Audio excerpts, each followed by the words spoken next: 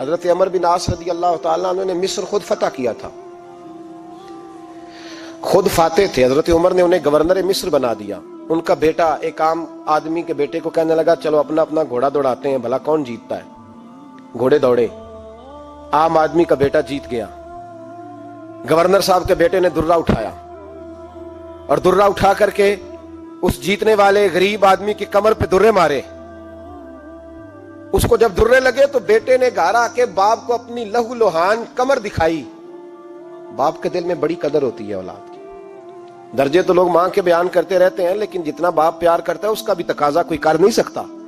والد نے جب دیکھا نا لہو لوہان ہے گردن، تو والد چیخے، روئے، اور پھر پتہ نہیں اگلے 1.5 منٹ میں اس بچے کے والد کو کیا ہوا. اس نے آنسو پونچھے اور بیٹے کو کہنے لگا میرے گھوڑے کے پیچھے بیٹھ. کہا کدھر جانا ہے؟ فرمانے لگے یہ ظلم کا دور نہیں، یہ عمر کا دور ہے. ہاں ایسی بات ہے کوئی جو مرضی کر جائے؟ بیٹھ میرے گھوڑے پہ.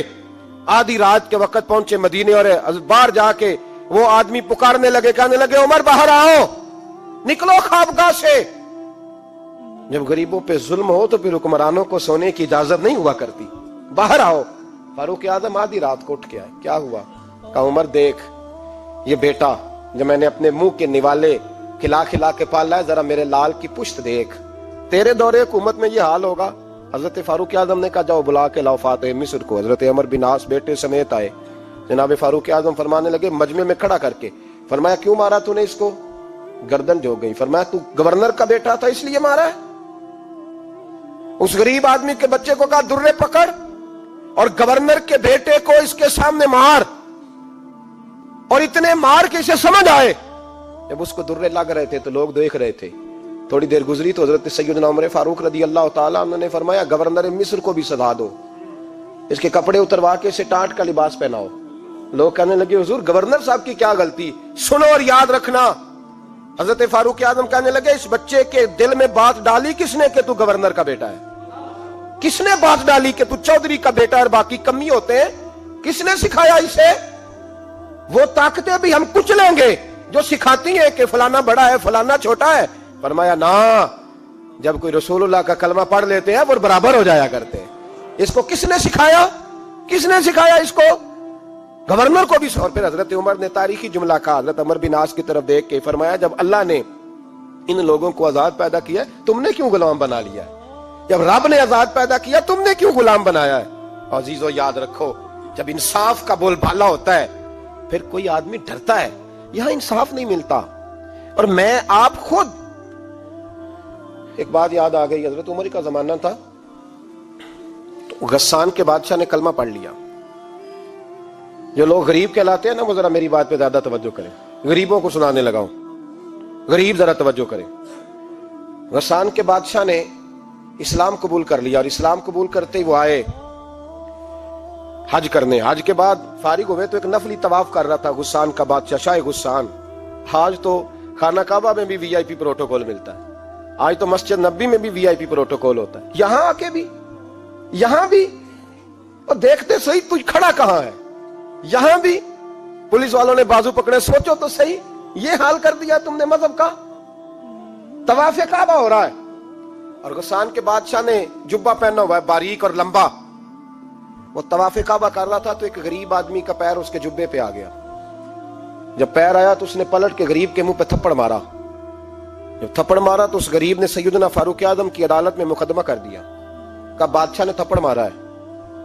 حضرت عمر فاروق رضی اللہ تعالیٰ عنہ نے بادشاہ کو بلایا. فرمایا تو نے اس غریب کو مارا ہے؟ کہا جناب اس نے پیر رکھا تھا. تو فرمایا پیر رکھا تھا تو کیا ہو گیا؟ تو نے کیوں لمبا جبہ پہنا تھا؟ تجھے سمٹ کے چلنا چاہیے تھا. کہا میرے لیے حکم کیا ہے؟ حضرت عمر کہنے لگے یہاں اسے رات میں راضی کر لے، ورنہ صبح اسی جگہ اسی کونے میں خانہ کعبہ کے سائے میں وہ غریب تیرے منہ پہ تھپڑ مارے گا اور تجھے تھپڑ کھانا پڑے گا. غریبوں سنو سنو، ساری رات وہ غسان کا بادشاہ غریب کی منت کرتا رہا تو راضی ہو جا. غریبوں تم سے شکوہ ہے، تم 2-4 لاکھ پہ راضی ہو جاتے ہو. غریبوں تم سے شکوہ ہے، تم انصاف ہونے نہیں دیتے. غریبوں تم تھوڑی تھوڑی بات پہ مطمئن ہو جاتے ہو. تھوڑی تھوڑی بات، جتنے غریب تن ہیں لباسوں سے دور دور اتنی ہی چادریں میں مزاروں سے چھین لوں، اور جتنے غریب گھر ہیں اجالوں سے دور دور اتنی ہی روشنی میں ستاروں سے چھین لوں.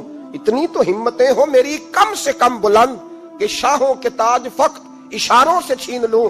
تمہاری زیادتی ہے, تم نے ظلم پروان چڑھایا ہے. جب تم چودھری کے کہنے پر ایم این اے کے کہنے پہ راضی ہو جاتے ہو, تم انصاف ہونے نہیں دیتے. ڈٹنا سیکھو, کھڑے ہونا سیکھو. جب اسے کہا نا راضی ہو جا, تو وہ غریب کہنے لگا میں راضی ہو جاؤں اور کل تو کسی اور کو بھی تھپڑ مارے. فرمایا جتنی تیرے پاس دولت ہے لا کے قدموں میں رکھ. ہم دولتوں کی پرواہ اس لیے نہیں کرتے کہ ہم نے محمد عربی کا چہرہ دیکھا ہوا ہے. اب میری نگاہوں میں جچتا نہیں کوئی, اس لیے کہ جیسے میرے محبوب ہیں ویسا نہیں. تم اثر لینا چھوڑ دو, تم اثر بڑا لیتے ہو. ہاں تمہارے اوپر چیزیں اثر انداز ہوتی ہیں, اس لیے انصاف نہیں ہوتا. ڈٹنا سیکھو, کھڑے ہونا سیکھو. جو بھائی ڈٹ جاتا ہے نا وہ بڑے کمال کر جایا کرتا ہے. ساری رات مناتا رہا. حضرت عمر سے کہنے لگا وہ نہیں مانتا, تو جناب عمر کہنے لگا پھر تیاری کر لے. ہم بادشاہ نہیں دیکھیں گے, دولت نہیں دیکھیں گے, ہم رسول اللہ کا دین دیکھیں گے, ہم نبی پاک کا نظام دیکھیں گے. وہ بادشاہ رات کو دوڑ گیا, بھاگ گیا, جا کے عیسائی ہو گیا. لوگوں نے کہا اتنا قیمتی آدمی عمر نے ضائع کر دیا. فرمایا چپ کرو, میں نے کوئی چیز ضائع نہیں کی, میں نے تو اپنے رسول کا دین بچا لیا ہے.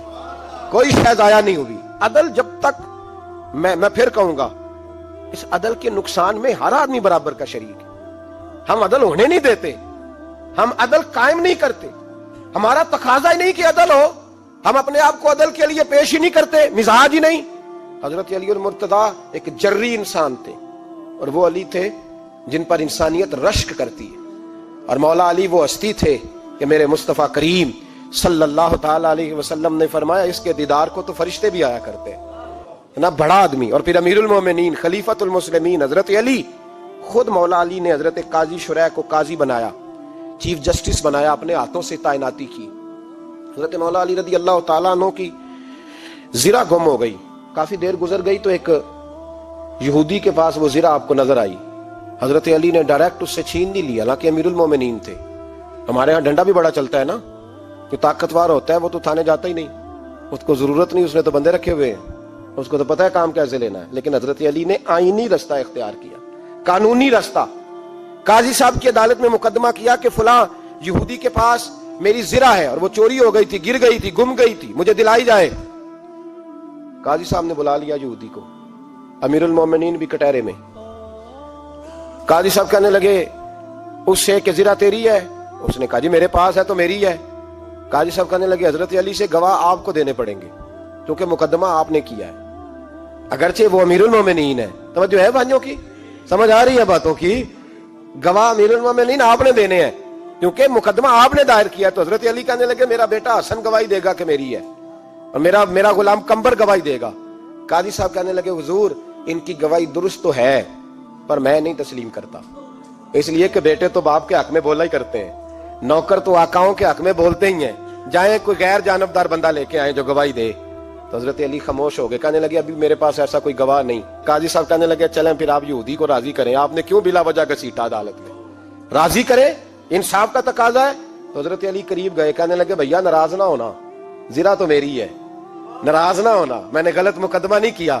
وہ علیحدہ بات ہے کہ میرے پاس گواہ نہیں تو میں کوئی بے انصافی نہیں کر سکتا, تو میرے ساتھ چل تجھے کھجوروں کا حلوہ کھلاتا ہوں تاکہ تو راضی ہو جائے. وہ یہودی کہنے لگا میں نے قاضی صاحب کا انصاف دیکھا اور جناب علی کا انصاف کے لیے کھڑا ہونے دیکھا تو میں مولا علی کے قدموں میں بیٹھ گیا. میں نے کہا علی جب تیری یہ شان ہے تو محمد عربی کا کیا مقام ہوگا.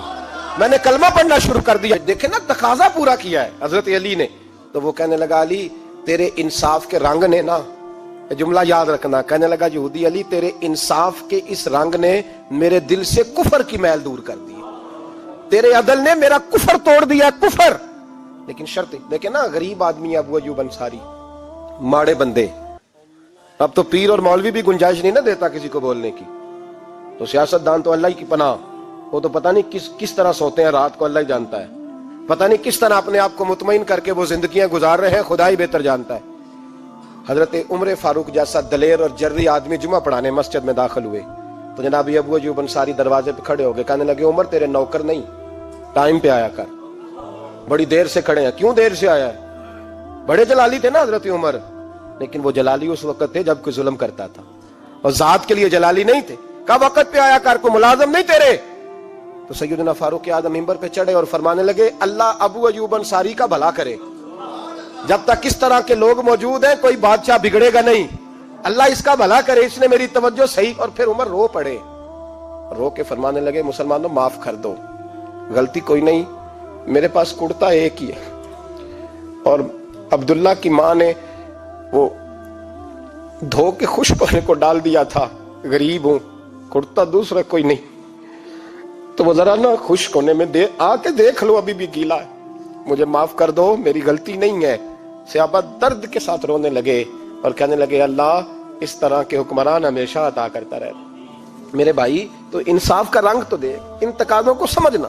یہاں کسی کی جرت ہے بول سکے، طاقت ہے کسی کی، لیکن انہوں نے اپنے آپ کو پیش کیا، سامنے پیش کیا اپنے آپ لوگوں کے سامنے۔ دو مال غنیمت کی چادریں بانٹ رہی ہیں، سب کو ایک ایک ملی ہے۔ فاروق اعظم جمعہ پڑھانے آئے تو اسی چادر کا کرتا، اسی کی تامت، لوگ کھڑے ہو گئے، عمر بتا تو نے دو کیوں لی؟ یہ انصاف ہے، یہ عدل ہے، کیوں لی دو؟ تو حضرت عمر کہنے لگے میرا بیٹا جواب دے گا۔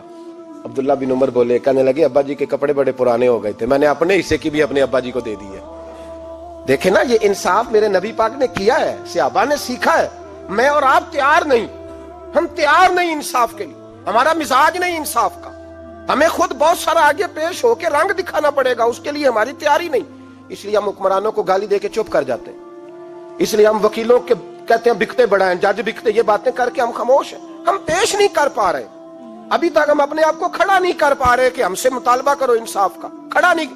حضرت سیدنا علی المرتضیٰ شیر خدا رضی اللہ تعالیٰ عنہ فرماتے ہیں بدر کے لیے جب جا رہے تھے تو سواری ایک تھی، سوار تین تھے، ایک سواری اور سوار تین۔ فرماتے ہیں نبی پاک صلی اللہ علیہ وسلم نے فرمایا تین کٹھے نہ بیٹھنا، دو بیٹھیں، سواریوں کو تکلیف ہوتی ہے، قربان جاؤں، کیسا رسول دیا ہے جو جانوروں کے حقوق کا بھی خیال فرماتے ہیں صلی اللہ علیہ وسلم۔ فرمایا دو بیٹھیں۔ حضرت علی کہتے ہیں پہلے میں اور نبی پاک صلی اللہ علیہ وسلم بیٹھے، اور تیسرے ہمارے ساتھ ابو درداء رضی اللہ تعالیٰ عنہ۔ فرماتے ہیں جا رہے تھے بدر کے لیے، پہلے میں اور حضور بیٹھے، پھر نبی پاک اور ابو درداء بیٹھے۔ فرماتے ہیں پھر نمبر لگ گیا میرا اور ابو درداء کا، اور مصطفیٰ نے گھوڑے کی لگام تھامی تو حضرت ابو درداء تڑپ اٹھے، کہنے لگے علی نہ طبیعت مانتی ہے، نہ ادب مانتا ہے، نہ عشق مانتا ہے، تو اس طرح کر، میں تو چھوٹا ہوں، آپ کہیے رسول پاک سے، آپ ہر لحاظ سے بڑے ہیں، آپ عرض کیجئے کہ حضور نہ ادب مانتا ہے، نہ عشق مانتا ہے، نہ پیار مانتا ہے، نہ تقاضا ہے، مہربانی کرے آ جائیں۔ حضرت علی ہاتھ باندھ کے عرض کرنے لگے محبوبہ ٹھیک ہے، باری آپ کی پیدل چلنے کی ہے، پر مہربانی کریں، ادب پیار اور محبت مجبور کر رہی ہے۔ تو حضور نے فرمایا علی چپ کر، میں عدل نہیں کروں گا تو لوگ عدل سیکھیں گے کیسے؟ اگر میں عدل نہیں کروں گا تو قوم سیکھے گی کیسے؟ مجھے عدل کرنے دے، انصاف کرنے دے، فرمایا چلنے دے مجھے پیدل، کچھ نہیں ہوتا۔ تقاضا عدل جب تک پورا نہیں ہوتا، آپ یقین کریں میرے صاحب کہا کرتے تھے میں عدالت کو عدالت نہیں کہتا، کچہری کہتا ہوں، اس لیے کہ عدالت وہ ہوتی ہے جہاں عدل ہوتا ہے۔ یہاں تو حال یہ ہے، بتائیے وکیل کو نہیں پتا ہوتا کہ جو میرے پاس آیا یہ غلط آدمی ہے، وہ اس کی حمایت کرتا ہے کہ نہیں، اس کے ساتھ چلتا ہے کہ نہیں، جھوٹ کے ساتھ آخر تک لڑتا ہے کہ نہیں لڑتا، جو گواہ بن کے جا رہے ہوتے ہیں انہیں پتا ہوتا ہے کہ نہیں کہ ہم جھوٹے کی گواہی دینے جا رہے ہیں۔ تو پھر کیا سارا ظلم حکومتیں کر رہی ہیں؟ معاشرہ بھی تو اپنی ترتیب بدلے نا، لوگ بھی تو اپنا رنگ بدلے نا، لوگ بھی تو طبیعت بدلے نا۔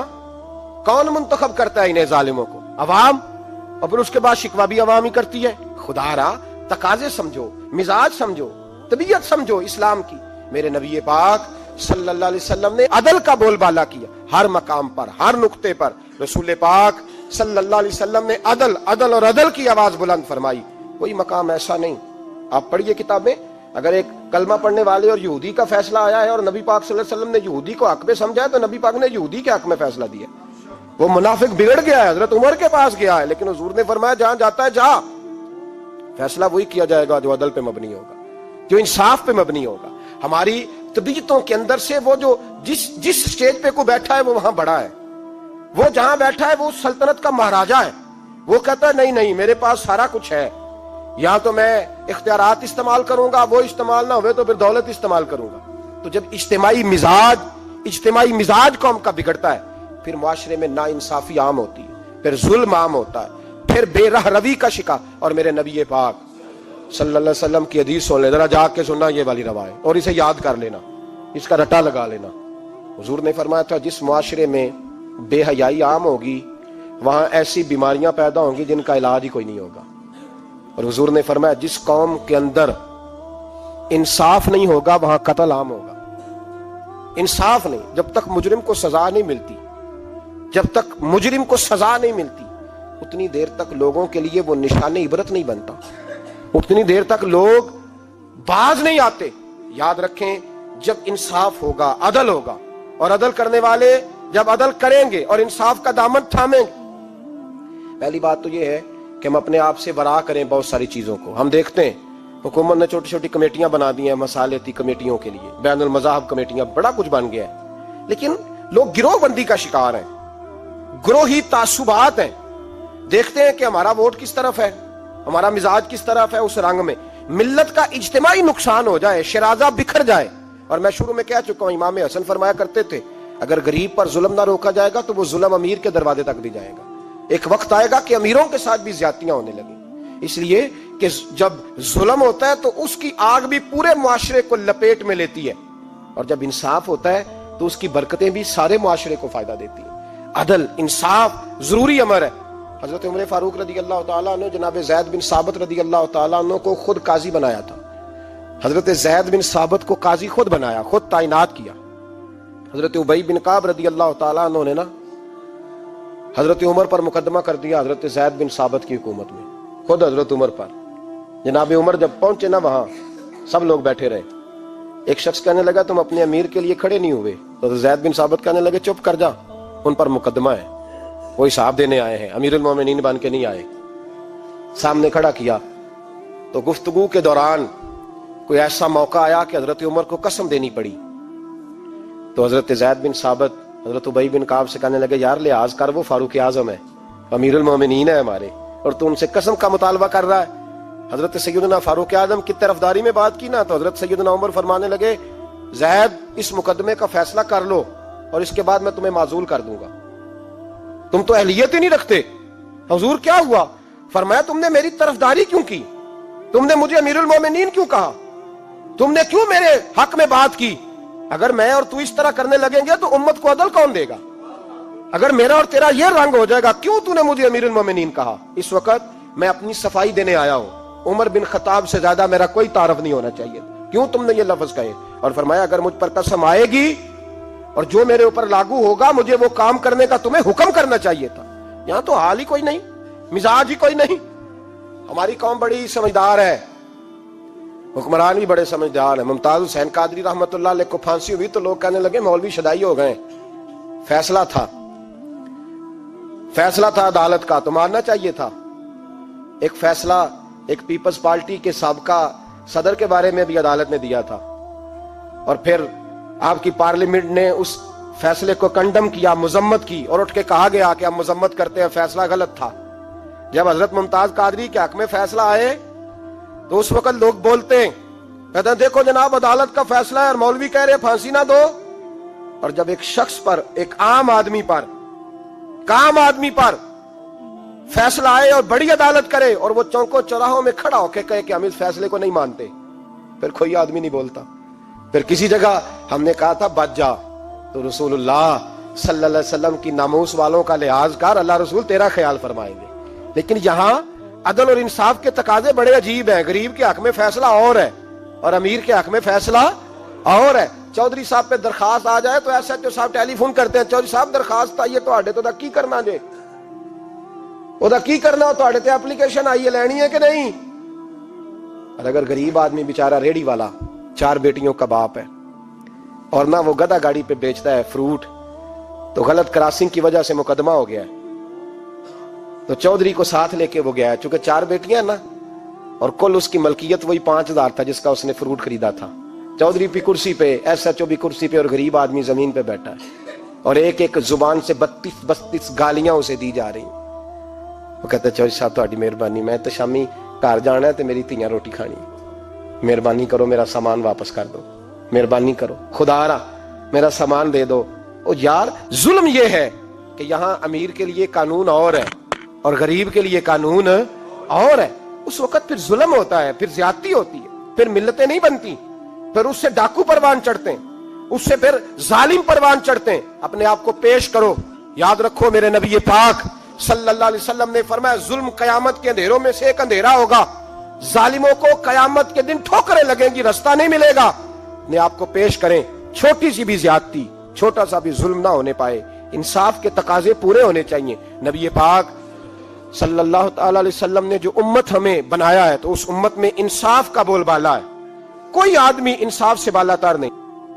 बहुत बड़ी बात करने लगा हूं। इमाम अबू नईम ने लिखा है, खुद रसूल पाक ने अपनी जात को इंसाफ के लिए पेश किया।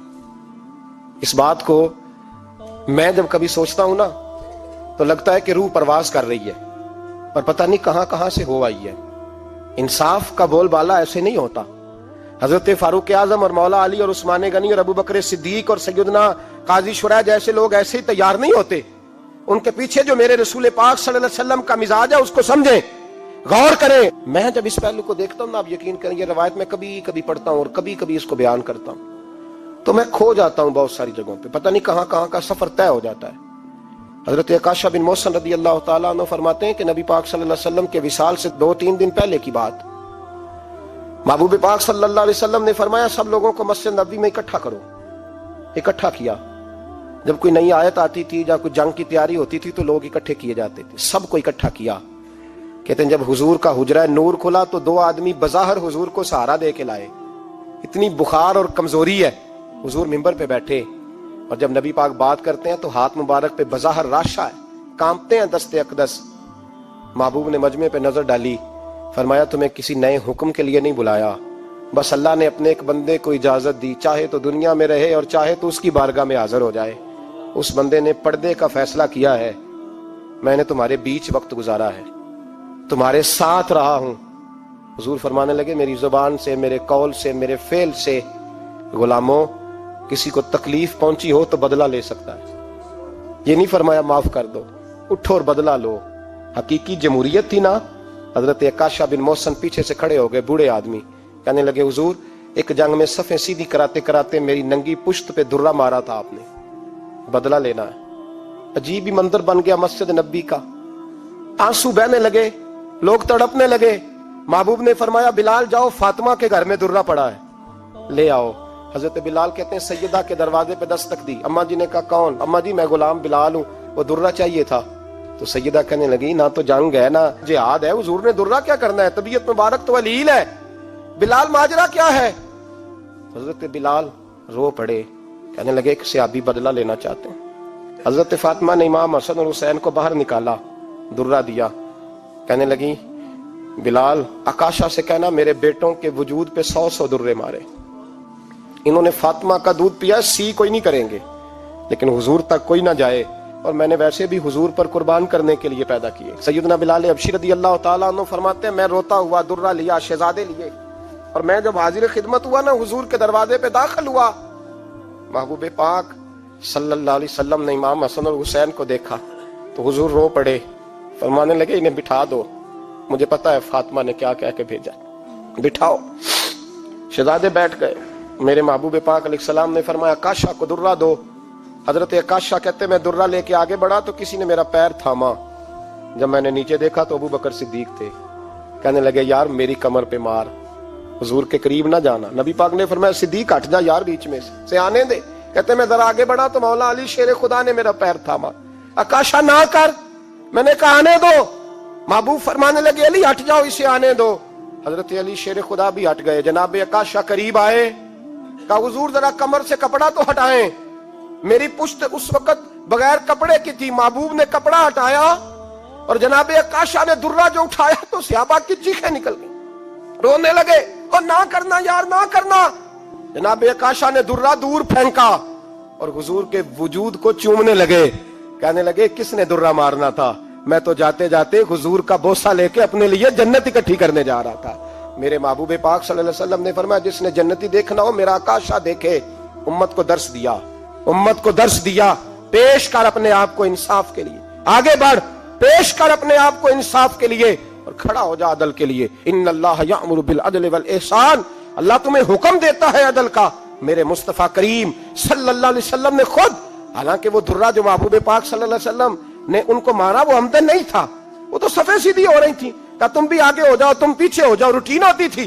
بھائی میرے محبوب صلی اللہ علیہ وسلم یہ پیغام دے کے گئے ہیں امت کو, عدل کا دامن تھام, انصاف سے زندگی گزار, انصاف کے ساتھ وقت گزار. اور اگر تو انصاف نہیں کر, محمود غزنوی بیٹھے ہیں, ایک بندہ تڑپتا اور روتا ہوا آ گیا, روتا ہوا. کہا کیا ہوا؟ کہنے لگا حضور میں غریب ہوں. اور ایک بات اس طرح بھی ملتی ہے کہ عورت تھی اور بی بی آ کے کہنے لگی حضور میں غریب نہیں ہوں, 3-4 بیٹیوں کی ماں ہوں, خامد فوت ہو گیا, شاہی خاندان کا ایک نوجوان میرے گھر آتا ہے اور میری بیٹیوں کے ساتھ ظلم کرتا ہے, مہربانی ہو جائے. محمود غزنوی کہنے لگے تو جا, سپاہیوں سے کہنے لگے بی بی دوبارہ آئے تو میں سویا ہوا بھی ہو تو مجھے اٹھا لینا. کہا جیسے ہی وہ تمہارے گھر میں آئے مجھے بتانا. بی بی کہتی ہے تیسرے دن میں دوبارہ گئی, دروازے شاہی پہ دستک دی تو محمود فوراً نکلے, لباس پہنا جنگ کا, نیزہ, تلوار, تیر, کمان, گھوڑے پہ بیٹھے میرے ساتھ چلے. اور کہتے ہیں جب اندر داخل ہوئے تو وہ نوجوان گھر کے اندر تھا. محمود غزنوی نے اندر جاتے ہی کہا جلدی سے چراغ بند کرو, دیا گل کر دیا, چراغ بند کر دیا, اور محمود نے 2 وار کی اور نوجوان کی گردن اڑا دی. جب قتل ہو گیا تو محمود نے کہا پانی لاؤ, اور بی بی کہتی ہے میں پانی لائی, 1 پیالہ, 2 پیالے, 3 پیالے, 5 پیالے پی گئے محمود پانی کے, پیتے ہی جا رہے.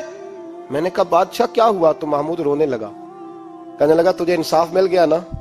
کہا مل گیا. تو محمود کہنے لگے یہ میری سگی بہن کا بیٹا تھا اور میری بیوہ بہن کا اکیلا بیٹا تھا. جب تو میرے گھر آئی کہ شاہی خاندان کا نوجوان آتا ہے تو میں نے تحقیق کی تو مجھے پتا چلا کہ وہ تو میرا اپنا بانجا ہے. میں نے قسم کھائی تھی کہ جب تک تجھے انصاف نہیں ملے گا میں پانی نہیں پیوں گا, پانی نہیں پیوں گا. پانی اس لیے مانگا ہے کہ پیاس سے مر رہا ہوں, اور دیا اس لیے بند کیا ہے کہ بہنیں بڑی پیاری ہوتی ہیں نا, اور پھر بہن بیوہ ہو اور بیٹا اس کا یتیم ہو اور اکیلا ہو پھر رنگ اور ہوتا ہے نا. اس لیے چراغ گل کر کے میں نے اسے قتل کیا ہے کہ اگر مارنے لگوں تو کہیں بہن کا چہرہ نہ میری آنکھوں کے سامنے آئے, کہیں بھانجے کا تصور دیکھ کر میں اسے چھوڑ نہ دوں. ان اللہ یأمر بالعدل والاحسان, جب تک عدل اور انصاف ہوتا رہتا ہے معاشرہ سکون سے بھرا رہتا ہے. یاد رکھو جس معاشرے میں عدل نہیں ہوتا, جس معاشرے میں انصاف نہیں ہوتا, جس معاشرے کے اندر لوگ اپنے آپ کو بالا تر سمجھنے لگتے ہیں, جس معاشرے کے اندر ہمارا تو یہ حال ہے کہ باہر سے آ کر ہمارا دشمن حملہ کر کے لوٹ جاتا ہے, ہمیں پتہ ہی نہیں چلتا, بس ٹھیک ہے مار گئے چھٹی ہو گئی. جس معاشرے کی بے حسی کا یہ عالم ہو کہ درجنوں لوگ قتل ہوں. اور میں دکھ سے یہ باتیں کرتا ہوں, دکھ سے. ایک دن نا اخبار پہ 4 قتلوں کی خبر بھی لگی ہوئی تھی اور ایک سیاستدان کی ممکنہ شادی کی خبر بھی لگی ہوئی تھی. کلیجہ پھٹتا ہے بات کرتے. وہ خبر اتنی چھوٹی سی تھی کہ آج ضلع لاہور میں 4 لوگ قتل ہو گئے. وہ خبر اتنی چھوٹی تھی. اور ایک سیاستدان نئی مداری کرنے لگا ہے, اس کی خبر بڑی تھی. اور قوم وہ ٹھیک ہے, پڑھنے والا بھی ایسا ہی ہے, میری طرح کے لوگ, انہوں نے وہ کہا وہ قتل تو روز ہوتے رہتے ہیں, یہ عام سے لوگ ہیں, غریب لوگ, یہ گاجر مولی ہیں, کوئی مرض نہیں, کٹ گئے تو یہ شادی کی خبر بڑی ہے, اس پہ تبصرہ ہونا چاہیے. اسی وقت پھٹے آباد ہو جاتے ہیں, چونک آباد ہو جاتے ہیں, بیل شروع ہو جائے, 4 آدمی قتل ہو گئے, ٹھیک ہے معاذ اللہ, مسئلہ ہی کوئی نہیں. اتنی بے حسی, اس قدر زیادہ سفاکیت, اور قومی میڈیا مداری گروں کی خبریں بڑی دیتا ہے. اور جو بیچارے قتل ہو گئے سر راہ, جن کی رپٹ بھی پتہ نہیں کب درج ہوگی اور جن کے بارے میں پہلی کاروائی کا آغاز بھی پتہ نہیں کب ہوگا, ان کی خبریں چھوٹی ہیں. ہم تو اس طرح ہیں جیسے کوئی مداری لگائے گا تو ساری قوم وہاں اکٹھی ہو جائے گی. یہ سنجیدہ قوموں کا وتیرہ نہیں. او بھائی, ہم پاکستانی, پنجابی, یہ سارا کچھ بعد میں ہے, سب سے پہلے ہم رسول اللہ کے غلام ہیں. ہمارے مزاج کے اندر وہ سارا کچھ ہونا چاہیے جو ہمارے نبی نے ہمیں عطا فرمایا ہے. ہمیں ان ساری چیزوں کو سیکھنا چاہیے جو رسول پاک نے ہمیں عطا فرمائی ہے. اپنے مزاج کو تبدیل کریں, انصاف کا آغاز کریں, اور اگر کبھی غلطی ہو جائے تو ڈٹ کے کہیں ہو گئی, اپنے آپ کو پیش کریں. حضرت علی شیر خدا رضی اللہ تعالیٰ عنہ فرمایا کرتے تھے جسے دنیا میں سزا ملے گی اللہ دوبارہ قیامت میں نہیں دے گا, اس لیے کہ میرا رب بڑا کریم ہے. آپ فرمایا کرتے تھے وہ بڑے قیمتی لوگ ہیں جو دنیا میں سزا لیتے ہیں لیکن آخرت کی سزا سے بچ جایا کرتے ہیں. یہاں اگر اپنے آپ کو پیش کر لیا جائے, یہاں اگر انسان اپنے آپ کا محاسبہ کر لے, اس جگہ عدل قائم کر لے, صبح قیامت اس کے لیے آسانی ہو جائے. غریب سے لے کر امیر تک جو جس جگہ بیٹھا ہے, جس منصب پہ بیٹھا ہے, اسے تقاضا عدل قائم کرنا چاہیے. اسے انصاف کا بول بالا کرنا چاہیے, اسے ہر مقام پر یہ سوچنا چاہیے کہیں ایسا تو نہیں کہ میں بے انصاف ہوں. اور یاد رکھیں انصاف انصاف ہوتا ہے, نہ انصاف کی آنکھیں ہونی چاہیے اور نہ انصاف کا دل ہونا چاہیے. وہ دیکھے نہ کہ سامنے کون ہے, اور اس کا دل اگر دھڑکے تو صرف انصاف کے لیے دھڑکے, کسی اور کے لیے دھڑکنا نہیں چاہیے. اسے بالکل فیصلہ کرنا چاہیے, جو بھی سامنے آئے اسے فیصلہ کرنا چاہیے. اپنے آپ کو پیش کرنا سیکھیں, معاشرے میں انصاف کرنا سیکھیں, عدل کرنا سیکھیں. ہمارے ہاں انفرادی سطح پہ جب شروع ہوگا یہ کام, انفرادی سطح پہ, پھر وہ اجتماعی. آپ یقین کریں لوگ گفتگو کی حد تک بھی انصاف نہیں کرتے. کوئی آدمی اگر صحیح کہہ رہا ہے نا بات, لیکن ہمارے مفادات کو ٹھیس پہنچ رہی ہے, تو اس کی مخالفت کرنا ہم ضروری سمجھتے ہیں. کہتے ہیں بات صحیح کر رہا ہے, پر چونکہ میرے مفادات کی نہیں, لہذا میں اس کو اس بات میں آگے بڑھنے کی اجازت نہیں دوں گا. 2-4 دن پہلے ایک صاحب مجھے سمجھانے لگے, کہنے لگے معاملات تھوڑے آگے بڑھ رہے ہیں, اب تو چیزیں بڑی ساری صحیح ہو گئی ہیں, علماء کو نرمی کرنی چاہیے. اور میں نے کہا کس بات کی نرمی؟ ہماری آواز تو اتنی مؤثر ہے ہی نہیں, ہم نے تو کبھی دعویٰ ہی نہیں کیا کہ ہماری وجہ سے بڑا انقلاب آ رہا ہے. اگر کونوں میں بیٹھ کے مسجدوں میں رسول اللہ کے نام کی دعائی دیتے تو اتنا تو موقع دو نا.